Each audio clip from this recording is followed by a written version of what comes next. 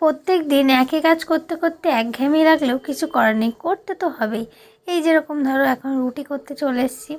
এটা আমাদের বাড়িতে শীত, গ্রীষ্ম, বর্ষা, শরৎ, হেমন্ত মানে যাই হয়ে যাক রাতে রুটি হবেই। তো সেই রুটি করতে আর প্রত্যেক দিন কার ভালো লাগে বলো? তো মাঝে মাঝে তো মনে হয় যে এটা ওটা করি, তো করি মাঝে মাঝে এটা ওটা ঘুরিয়ে করি, কিন্তু ভুল করেও কেউ আমাদের বাড়িতে ভাত খায় না। তো সেই জন্য রুটি করতে আবার চলে এসেছি। আর এই একটা কাজ করতে হয়, আরেকটা কাজ কী বলো তো, মশারি টাঙানো।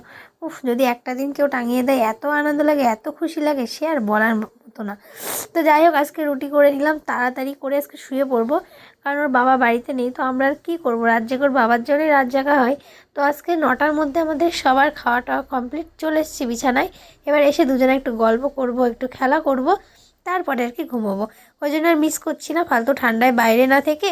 তো ভাবলাম যে এখন আমরা ঘরের মধ্যে এসে দুজনা লেপের মধ্যে ঢুকে তারপরে খেলা করি। তো আমার পাপা দেখেছো তো, ওই 2 বছর বয়স, আমার না এই বছরটা এত এত আনন্দ হচ্ছে কি বলবো। কারণ আগের বছর আর তার আগের বছরও ঠান্ডা ছিল, আমার পাপা তখন ছোটো ছিল, তখন 1.5 মাস মতো বয়স, তখন থেকে ঠান্ডা পড়েছিল। আর আগের বছর তো 1 বছরের বেশি ছিল। তো এই 2 বছর না আমি ঠিকমতো রাতে ঘুমাতে পারিনি, কারণ ওর গায়ে ক্যাথা থাকবে না বা ও ক্যাথার মধ্যে চাপা পড়ে যাবে কি, এই ভয়তেই আমার দিন কেটে গেছে। কিন্তু এবছর আর আমার সেই চিন্তা নেই, কারণ আমার বাবা নিজেই ক্যাথা ট্যাথা মুড়িয়ে চুপটি করে শুয়ে থাকে, একটু নাড়াচাড়া করে না। যাই হোক, রাত্রেবেলা আমাদের সব কিছু কমপ্লিট, লাইটটাও জ্বালিয়ে রাখলাম। টাটা।